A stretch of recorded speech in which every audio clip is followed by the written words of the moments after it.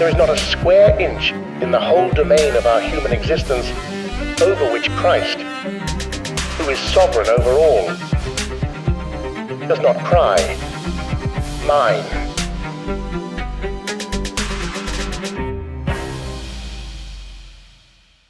My friend and author, Kelly Kapic, writes, "No level of time management can put more hours into the day. Our bodies, our minds, and our relationships reflect our created limits. Keep in mind that finite here does not necessarily imply sin and death. Even before sin or the fall, Adam and Eve were limited, since simply being creatures implies limitation. In fact, being finite is part of our good. It is how God made us. Because of the fall, we all live with a disordered view of our healthy limits. Therefore, we need to appreciate anew the goodness of being creatures, which includes our physical, mental, and emotional limits. Instead of feeling like we need to ask God's forgiveness for not being able to do everything, we may need to ask his forgiveness for ever imagining we could." Kelly, welcome. This is a Faith and Work in a Public Square podcast, so you might have to defend yourself a little bit against some ideas of slowing down and efficiency, but I'm really looking forward to talking to you today. Thanks so much for having me. It's really a delight to be with you. Awesome. To our friends and viewers, welcome to Nuance, where we seek to be faithful in the public square. I'm Tanner Fox, a friend of the collaborative, and I'm filling in as a guest host today so that I can bring you to insights and wisdom from my friend, Kelly Kapic. If you are on or new to this channel, we'd love for you to like and subscribe and even share the things that we've got going on here at Nuance to continue to promote flourishing and goodness in the public square. Kelly and I have lots of crossover in life, whether it's institutions of education or various friends and Facebook friends alike. But sadly, we have never sat face-to-face in a room. This is about as close as we've gotten. We booked a whole men's retreat, and I thought you were going to join me and be my speaker. And it was all about these topics of human limitation and things. And then the hurricane canceled that. But here we are almost 2 years later and getting to have what I'm thinking is going to be a really fruitful conversation. So again, so glad to have you on the show today. Thank you. I'm looking forward to this conversation. I love this space of faith and work. It's one that's been important to me in different cities and different areas. And I think it's just thinking about vocation well is really important. How do we value work, but not make our labor everything is just a key space that's hard for us to navigate. Yeah. And we'll talk about that more later. In particular, I'm going to be very curious about how you engage that with students as you kind of train the next phase of a workforce for our country. And so I'm really looking forward to hearing more about that. But before we get into that, let me allow me a proper introduction of you, Dr. Kelly Kapic.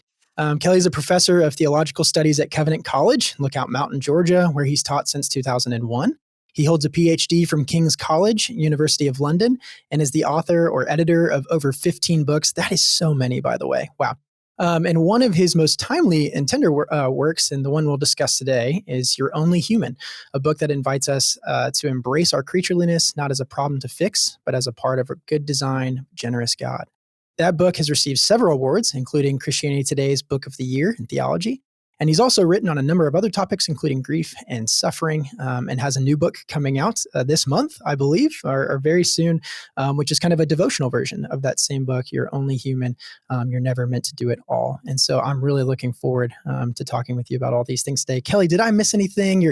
I did miss something. Your wife, Tabitha, and you live in Georgia, 2 adult children. I think one of them's getting married soon, which is so fun. Awesome. Yeah, anything else that I'm missing? Coming down your direction to Orlando. No, this is great. Super fun. Awesome. That's great.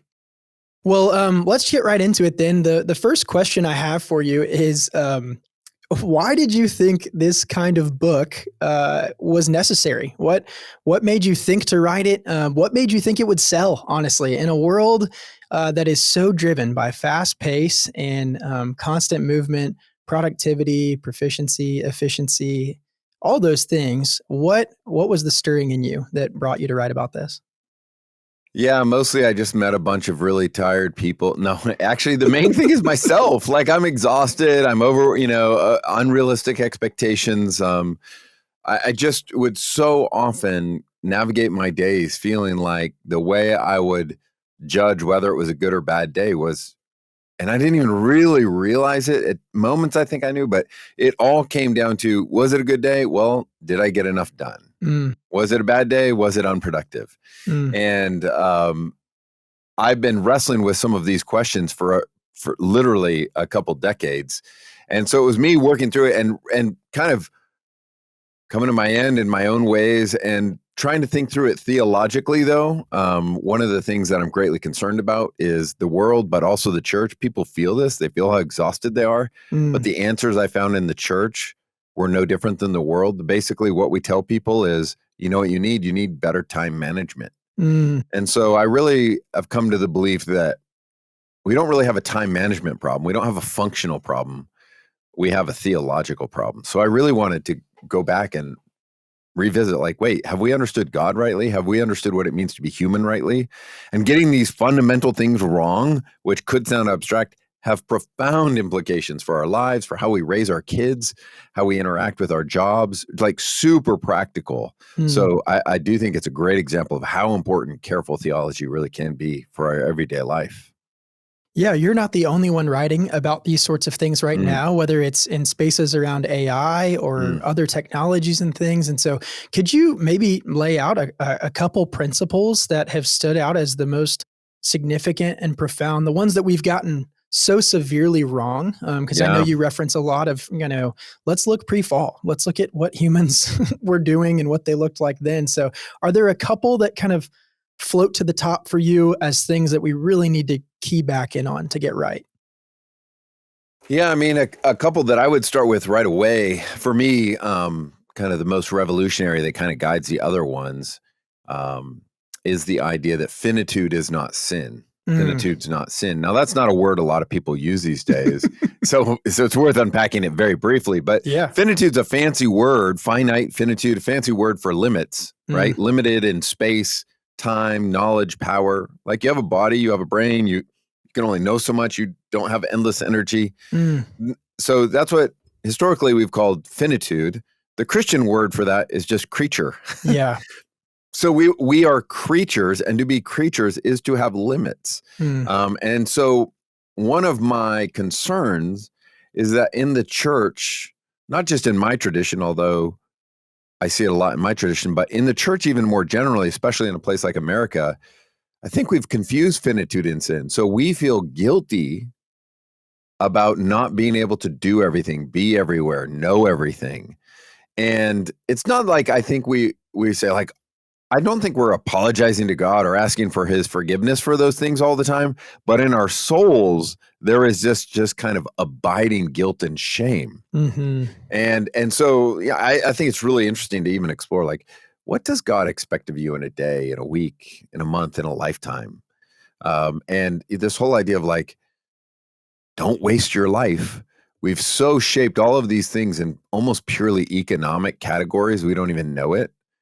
So the idea of wasting your life is actually understood in just these particular kind of categories, which should take me to maybe the second big principle is really efficiency and productivity can be good, but they're not God's highest values. And if you're like me listening to this, I am someone who loves productivity. I love efficiency. But it can be very dehumanizing. And one of the things you discover when you actually slow down and think about it is as valuable as efficiency and productivity can be, efficiency is often at odds with love, right? When you actually have a baby, it's always shocking to people for their first kid. They're like, this is so inefficient. They don't use that language, but like all these things that they were able to do before and be to church on time or, whatever, get their job done in a certain amount of, be able to sleep uninterrupted. Like, this child now complicates your life. It's not but it's actually love. It's quite beautiful. You don't have to have a child, have a puppy, right? So love is often at odds, not always, but often at odds with efficiency and productivity. So it's not that efficiency and productivity are all bad. The problem comes when they become our highest value. So those would just be a couple to start with. Finitude's not sin. In my house, that's now become a slogan for us. We say it to each other. They say it to me all the time, but finitude's not sin. And efficiency and productivity are not God's highest values. Love is. And I think just those two simple ideas can actually point us in some helpful directions. Wow. Yeah, I read the first the first quote that I started this whole thing with was in that space, and the other one that I had pulled that I was thinking about was that idea around efficiency and what what love requires, what humans require in terms to have the experience of fullness. So I think I really appreciate those things. And then you said something that I want to come back to maybe a little bit. I think you said it tries to push things into the box and try to kind of make them about economics or productivity or Right. the output. And so what happens to a human in your perspective when we are kind of the sum total of us is actually just our output?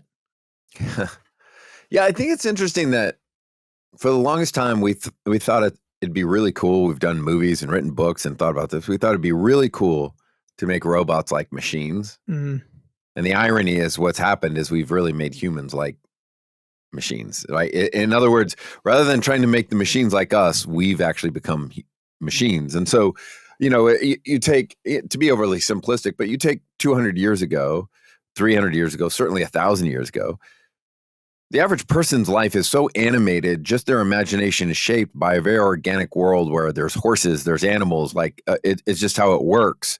And, it's always funny. You can tell people who work with horses and people who don't when they watch a Western, because in a Western, someone who works with horses and watches it and will watch like scenes of endless days where this guy keeps riding the horse. They're like, that's stupid. The horses can run for a while. yeah. Then you got to get off them. You got to walk them for a long time. You got to let them drink. Like you can only go for so long. So if your imagination has been shaped by that kind of world, you think, but if our imaginations are shaped by a phone that we're so happy about when we first buy it, but within 2 years, like, this is a piece of junk, right? I need to charge it constantly. And it doesn't even get to full capacity after 20 minutes. Now it takes 45 minutes, right? So now our imagination we talk about things like power naps. I'm not against short naps. I think they can be helpful, but it becomes all this mechanistic kind of imagery that's shaping us. Yeah. And so we really do think you should be able to optimize and maximize your life in ways that are often quite dehumanizing.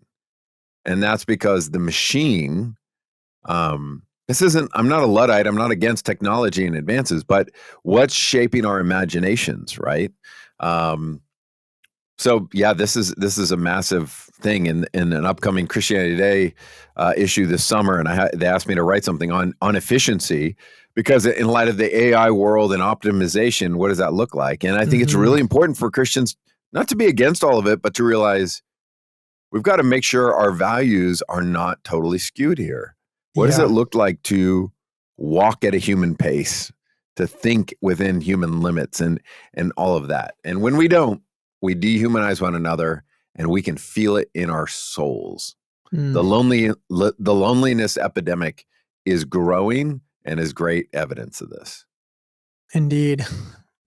Yeah, I think that's extremely helpful. And so I want to kind of move us from the general ideas into a more specific opportunity for application with the audience that we have, which is a group of people, for the most part, who are accountable to results and productivity in the various spaces where they work, and the people that they manage, and all of those things. And so as you have these ideas of finitude not being sin and efficiency not God's highest value or necessarily the highest good, how would you talk to business leaders in the workplace who are trying to do what they can to produce things and create things for a flourishing community, but also balance that with the fact that they are employing human beings who have God-given and good limits and kind of all of those things? How do you tether those two seemingly paradoxical things together? It's a great question. And, as you guess, there's no simple answers. And, obviously I'm on tender soil here in this conversation, but I do think what's interesting is to be able to even answer the question, we have to ask, what is the good? What is the good life? What does faithfulness look like? And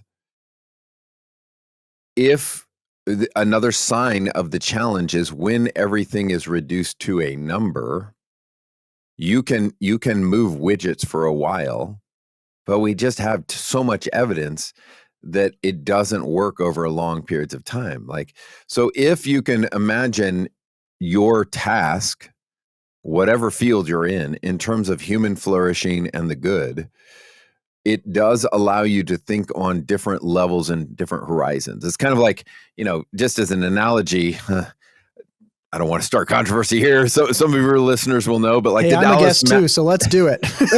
Dallas, well, this isn't the controversy you might imagine, but the Dallas Mavericks made a ludicrous trade of one of the greatest players ever, right? A Luka Luka trade, right? Yeah, you didn't think that would come up in the podcast, but I'm excited. here's one of the challenges. The general manager has like a 2 to 3 year window on his contract, and he imagined, even if we think he's crazy, he was going to make these moves. And he made some other moves, all because if he could win now, it doesn't matter what happens after he's gone. And so you find this all the time when who is the goal? Who are you seeking to achieve? Is it the quarterly returns? Is this year-end returns? Is there anyone who cares? Is this business still going to be going 5 years from now, 10 years from now?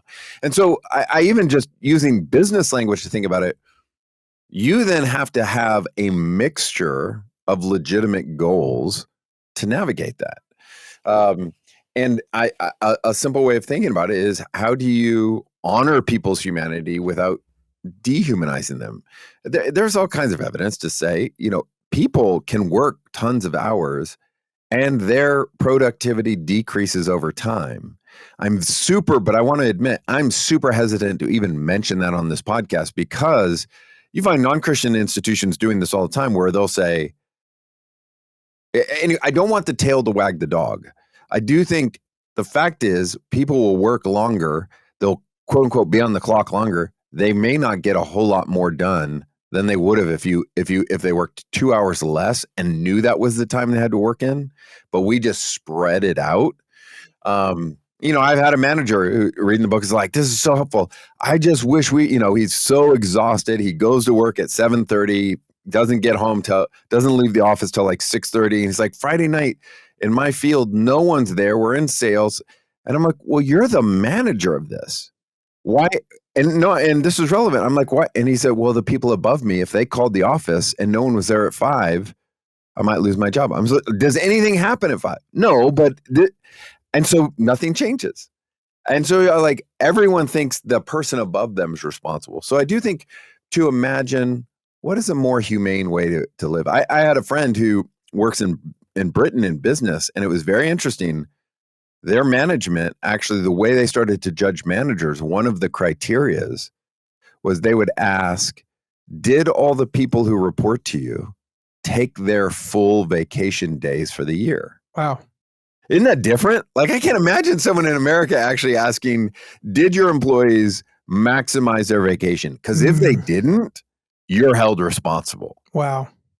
And I think, so that's a simple, and that wasn't a Christian organization, but it's an organization realizing we've got to reimagine what's going on here for this organization over the long haul to flourish. Yeah. And do you think people are not willing to imagine it because they're,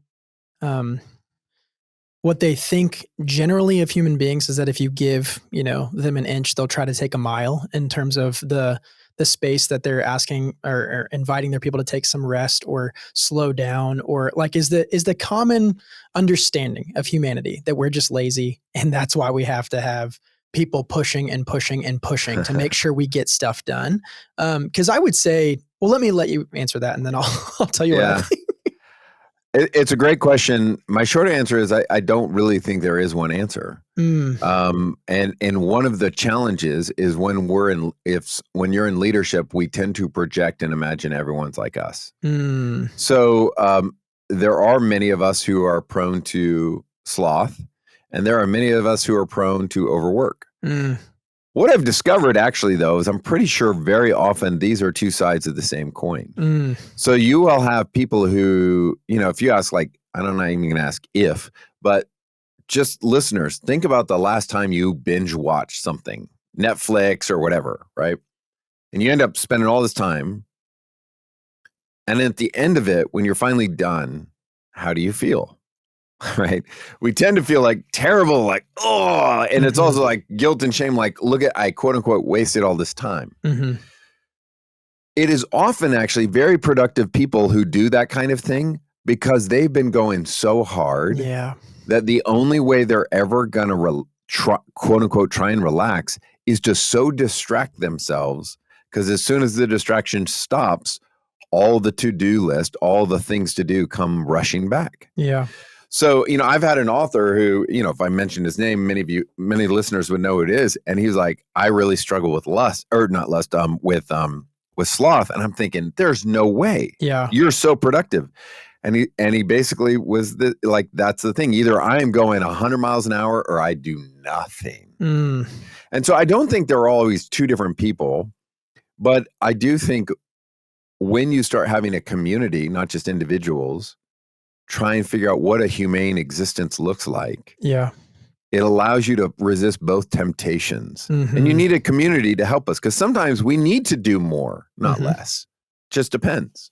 Yeah. It makes me think a lot of Andy Crouch's work when he tries to hold two, seemingly distant ideas closer together with a vision of like healthy work and healthy rest. Like that, that shouldn't seem so hard, but But it is. It is. And you also, I've seen plenty of Instagram things and stuff that, secular folks are coming out and they'll be like, it's crazy. One full day of rest a week actually makes you more productive. And you're like, that's wild. That sounds Sabbath-like. That's so astonishing. But that it's knit into the fabric of creation and in our creatureliness, I think is I think you would probably say, I'm not trying to tell y'all anything new with this book that I'm writing here. I'm trying to remind you of all the real gifts that God gives us as creatures. Yeah. Some people have asked, like, do you think this book, different things like, why is this book done so well right now or whatever? I'm like, I think if I wrote this book in the Middle Ages, no one would buy a copy. Like, they don't care, right? It is a peculiar thing. Like, there is a peculiar challenge in our time. And we are so soaked in ways we don't even realize of a vision of what we think the good life is, even though in our bodies and our relationships and all these things are telling us in all kinds of ways, this is not working.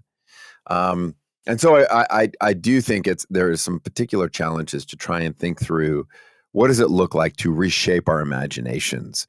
Even when you're talking about Day of Rest, I teach at this Christian college. It's very academically rigorous, but it's a great Christian college called Covenant College, Lookout Mountain, Georgia. And, we'll have students who they don't totally think through this, but if you kind of ask them a little bit, they would feel guilty if they don't study on Sunday.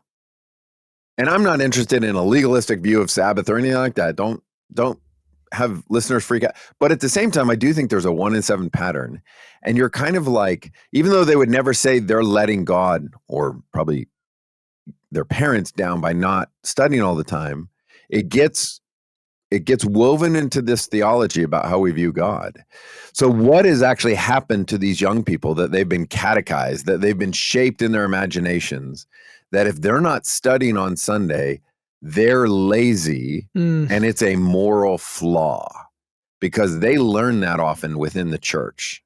And that should be concerning to us, right? This is a day, again, just a one. And so if I'll say to people, what if there was a day where you could sleep and then gather together and worship God and feast with some people and enjoy God's creation and rest? People are like, no, that's too good. Right. And you're like, crazy. What are we doing? Exactly. And often when people do this for a while, they start to discover they're able to work more faithfully. But again, I don't want the tail wagging the dog. But what happens is we're never off. Right. So we're doing travel sports during the weekend. Ask most parents who are doing that. And Sunday night, I can't believe they got to go to work the next day because they didn't have any break. Yeah. So.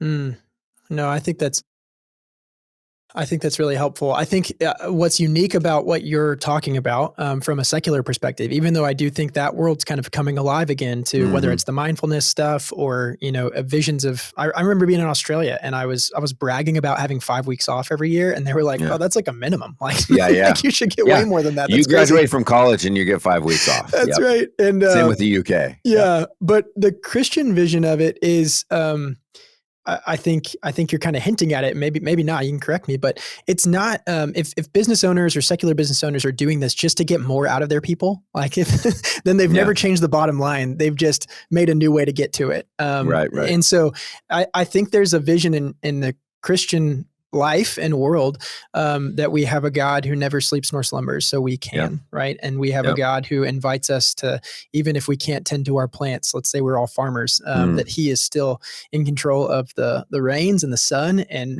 will continue to work even while we aren't, because we trust the everyday provisions to him.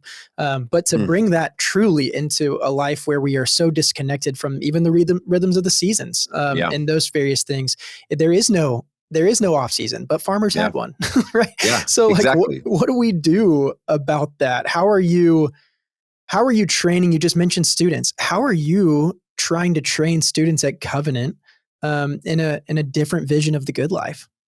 Yeah, it's great. And how am I wrestling with it myself? In many ways, I was doing better, and right now I'm in a harvest season, so it's super busy. And I do think farmers, and I talk about that, I think farmers are a great analogy. There are times when it's harvest time and you got to work really, really long hours. That's not a problem. The problem is when we make harvest time a way of life. Yeah, all the time. Then we're hurting. And so we do. I find it's fascinating. These young people from different Christian traditions, many of them while here at Covenant will start practicing a 1 in 7 pattern, and on Sunday, not working. And I'll tell you, they are now some of the most defensive people about it I've ever met. Because for them, it just finally, because it's not actually, honestly, like they tended to do a ton of work on Sunday, but all that happened is they were feeling guilty all day about not working. So when they know, no, I'm not. Today is a day of rest and delighting in God and his people and his creation and that kind of thing. Then all of a sudden they enjoy the day. And they are now protective of it in beautiful ways and advocating for it. It's kind of, I think young people will, in many ways, be the people who help the rest of us rethink this. It's just like technology. Young people are being hurt the most by it in many ways, but also because they are so dealing with it, I do think they're going to be the ones who are like, they're going to be, I can tell you already from what I see, way more strict with their children than we were in terms of technology, because they've lived it and they're like, this is crazy. What are we doing here? Yeah. Kind of the wounds of generations. I think similar. Yeah. They're looking at parents and like, yes, you guys have money, but you guys don't have friends. You guys never do joyful things. Like you are always so stressed. I actually don't want that life. And it freaks parents out. But then in a different conversation, if you ask parents, how are you doing? How do you see your life? They're just stressed all the time, very anxious. They're very, and they wish they had time with their kids, and so at some point people start asking questions like, wait, is this a dream that is this the wrong dream? Put it that way. That's great. Yeah. So you mentioned yourself in a season of harvest, and so a lot of work. I'm curious, what are some practical habits that have come out of your experience in writing all of this, but also putting it out into the world? I imagine there's a little bit of like an accountability and responsibility there to honor your limits more often when you're the poster child for for slowing down. But tell me about that. Yeah, I wish I got $1 for every time someone says, Kelly, you're only human. I'm like, yes, you're absolutely right. I am only human. No, I think it's really good. I do think that there's something. I remember when I became a Christian in high school, as a secular high school, and eventually one of the best things that happened to me is I just told people I was a Christian. And you tell people you're a Christian, all of a sudden you start thinking about your behavior in different ways, right? And I do think there's something to this. But for me, it's been long enough where I can just feel it in my gut. Like, I don't super care what everyone thinks. I don't want to let people, but I also just, I'm talking about these things because I care about them and because I wrestle with them. And so, yeah, I actually have learned to listen to my body. I know I don't mean it in any new agey way, but like my body will tell me, yeah, you're doing too much. And so to really listen to that, and even simple things like breathing, trying to reconnect with my creation in those ways. But it's all in light of a particular kind of theology. Kind of the theology of the fear of the Lord. So where the fear of the Lord is not about being scared of God, it's about recognizing God's presence, is lifting the horizon from this world to him and recognizing you're not abandoned and he's with you. So all of that to say, there are certain practices that I found really important to keep me grounded and to help me resist. And the main thing is sometimes it is harvest. And then once I realize, okay, this harvest is going on for a while, now we need to make some concrete changes again. Because if I don't, the stream is just going to go in a certain way and I'm swept along with it. So I'm actually not on any social media. I know you mentioned Facebook earlier. I'm actually not on Facebook. I'm not on Twitter. I'm not on any of those things. And that is partly as a way to protect for these things. Yeah. Yeah, I have a curiosity there in terms of information. And so, we're creatures, we're finite. We cannot take in everything, nor can we respond to everything. Yeah. Do you have any thoughts on what the onslaught of information and the ability that we have to kind of never be off to that as well? And what has that kind of done to the human to people not good stuff. Yeah. I mean, again, it's hard. Like news is important. The Apostle Paul, an important part of Paul's ministry is what we'd call the collection, and he's collecting resources for people who are far away. Mm-hmm. And so I don't think biblically the idea that we don't need to care about people far away from us is true. So what I'm about to say is not meant to undermine that. But I do think, and obviously lots of people have said this now, our ability, and this started way back with newspapers, but our ability now to know about every earthquake that happens, to know about every gun shooting, every political crisis, it actually is overwhelming. I found even just recently with all the political turmoil going on, whatever you view of these things, I realize I can't read the news at night because my heartbeat's literally going up. Yeah, right? It's taxing your nervous system in ways that are thinking a lion's chasing you. And how much power do I have on these things? So it's not just we only have so much strength. You actually only have so much emotional capacity as well. And so we need to know how to steward that. And a lot of emotion is being spent on things that you and I have no power in, and yet people in our neighborhoods and in our lives we're neglecting where we really could make a difference. Yeah, I think stewarding our emotions becomes important there. Yes, I have been thinking on this for a number of months now because of the ways we are engaging ourselves globally, at the very least, with being willing to open our minds to information. I think there is a direct connection, correlation, maybe even causation to our lack of engagement proximately in the places where God has called us to live, work, and play. And I'm my hunch is what you're saying is we have spent so much emotional energy, but it's even been, we didn't even know we were doing it. It's just passive. It was just happening to us. That even thinking about walking across the street to engage a real conversation, that our heart, mind, soul, body complex could actually be engaged for good there is just, it's not even thinkable. It's outside of our plausibility structure somehow. And it just makes me sad. I think it's pressing in on all these other areas too, in terms of lack of community and lack of friendship. What if could proximity, well, here's a question for you. Could proximity actually in engaging ourselves in local context, could that help us in this conversation around finitude? When we think about businesses and friendships and churches and those sorts of things, what do you think about that? I think it's huge. I think proximity matters, although, and there's some reason to believe that this has been spurred on by some social media and news things. What's happened is you now are getting more and more people congregating who are more and more alike. Whereas historically, like in America, it'd be very common to, a Republican is a neighbor to a Democrat, et cetera, et cetera. Someone goes to church, someone doesn't go to church, that kind of thing. One of the things that's important about that kind of environment is that your world gets complex, because you meet your neighbor, and your neighbor, you may be on one political party and they're on another, and they're like super nice. And they actually value a lot of things you really value. And so your life gets a little more complicated, and you can't just put them in a box. But when it's just on a screen and the narratives around these other people are framed, you really get to simplify, because our emotions can't handle it all. Our brains can't handle it all. So you dehumanize people and say, this group's good, this group's bad. I don't have to think about the complexity. I don't have to treat them as real humans. I know the Bible tells me to love my enemy, but forget that. That's not efficient. That doesn't work. So I do think this has really, really hurt us, not knowing our neighbors, not actually just loving people who are different than us.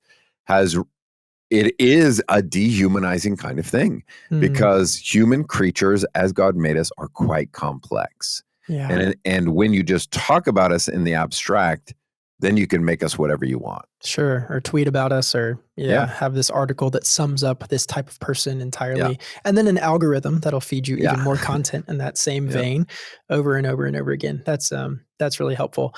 Well, Kelly, any other words of encouragement maybe to business owners, or maybe a story or two of folks that you've engaged with that have started to open their minds to these concepts, or started to try and move their culture in business towards something that says, I'm going to honor the humans that I work with? Yeah, that's a great question. And honestly, I'd even love, if listeners end up reading the devotional, You Were Never Meant to Do It All, or the book, You're Only Human, and send me a note, because I get these kind of notes all the time. It's really helpful. I do think whether you're a business, and it depends on your station, right? How much power and say you have in these things. But I do think, again, not letting the tail wag the dog, but I do think there are all kinds of reasons, and there is growing data to suggest that reimagining what faithful work looks like, not just in a day, but in a week, a month, a year, you can do things, and there's more and more experiments with these, where you might have less hours in an office or something, with the goal of getting people to be able to be with their communities, their families, and that kind of thing. And when you're explicit about that, and that's what it is, it's amazing often how people will use their workplace then to actually get stuff done, and not just to surf Amazon at their workplace. But if you got to be there, right? So I do think, like, I think it's fascinating. I remember, I'm old enough to remember when an employer said, "We love you so much, we're giving you a laptop." And it was like, yes, that's so great. And then, what a gift. Work on the go, work at home. And then you realize, and then, whether or not they pay for it or not, sometimes it's like, hey, here's a phone for you, right? And so there's actually really, like, one piece of data that the business people should know that really surprised me in the research. If you ask most people today, do you think we work more now than employees did 50 years ago? I think most of us say yes. But actually, the data suggests that's not true. It's not, and this is like, because if you move from people's impression to actual data, and the most careful way to keep this is what we call time logs, and we had those a long time ago. There's no real evidence that we work more hours now than they did 50 years ago. Now, that's talking about people who are employed. I mean, I know more women are in the workforce than there were. Anyways, let me get to the point for this. So what's interesting is, like, why do we feel like we work so much more? Well, it's because we've been given a laptop and a phone. And so you can be standing watching your kid play soccer, and all of a sudden your phone buzzes, and you pull it out of your pocket and you look at it, and it's a work text.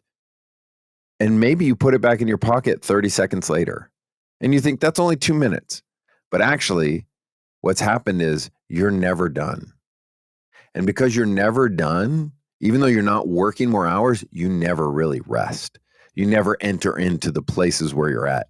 So I would encourage, especially people who are bosses and those kind of things, is how do you actually be protective of your employees, because when you start to protect them, they then will be about the good of this institution. When they don't feel like you're just trying to suck them dry, but you honor their humanity, their relationships, I really do think there's lots of evidence to say, in the end, over time, you really end up in a beautiful place. And I think you mentioned earlier, a part of the way you do that is, as managers, you always think the people are, function more like you maybe than you realize you're saying. But a part of that, I would assume, then, is setting the tone, and to begin by honoring your own boundaries, honoring your own limits, trying to.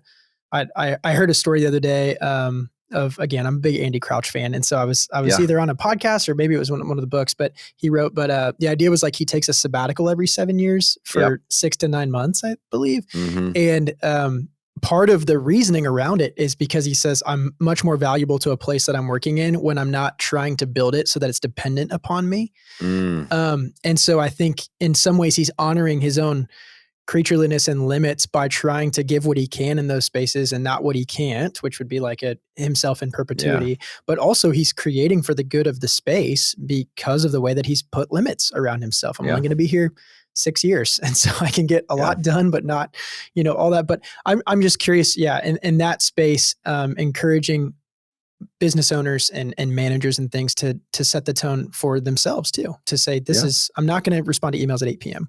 I'm just not going to do it. I'll wait till the morning, or we've even hacked that, right? You can set an email to send at 8 a.m. the next day, and make it look like you have boundaries. And again, like, I'm not interested in being legalistic about it. It may be that someone really does work well 7:30 at night to 10 or something. I mean, I don't know. People have different body chemistry and rhythms and families, relationships. So I'm not interested in flattening things out. I am just interested in trying to figure out how to be humane. And the test of that is, do you find yourself loving God, loving neighbor, and rightly relating to creation? And when our work is working well, we actually are growing in all three of those. And when we're undermining human flourishing, it's undermining all three of those. And so that's, I mean, the last thing I would probably say, just is to be super practical, you don't need to be a manager for this. I've come and written some about this in those volumes, but I've come to see sleep as a spiritual discipline, because every night we are saying we're not in control, and I trust you, God, and there is more work to be done, but this is the day that you gave, and I'm done. And when we're not sleeping because we're working so late and all that, that is probably a sign that something's off. It's not sustainable, and you're not a bad person. You're not letting God down. You were never made to work 24/7. So now it's time to rethink things and to reimagine. If I only had one word for you from the listeners, I would say imagination. This isn't about legalism. Use your imaginations, and especially use it with your family or friends, because I don't think we're great on our own. What does the good and faithful life look like? And then start to imagine it and make small changes. Yeah, that's so beautiful. I think the, efficiency stuff can be handled individually, but the stuff that you talked about in terms of love and an ethos of community and culture, I think has to be decided on, settled, and committed to in a community. So I think that's a beautiful word to invite us into a fruitful and beautiful imagination for these workspaces. So Kelly, thank you so much for your time. It's great to see your face. It's good to see you, my friend. Thanks for doing this. Kelly has a new book out now, You Were Never Meant to Do It All, a 40-day devotional in the goodness of being human. And then his other book that kind of spurred this one on is called You're Only Human. And so we would invite you to pick up both of those. They're both really helpful works. So listeners, thank you so much for joining us. Again, please like and share all that you do in that space. Really helps us continue to spread the good work of Nuance and the collaborative.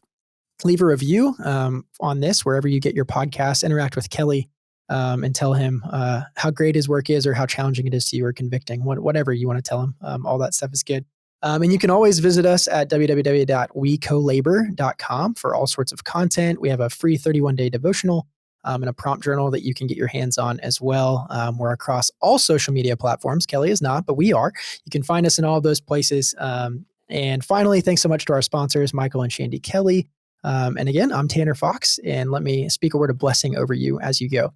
May the Lord bless you and keep you. May he make his face to shine upon you. May he be gracious to you in every way and give you peace. Thanks so much for joining us.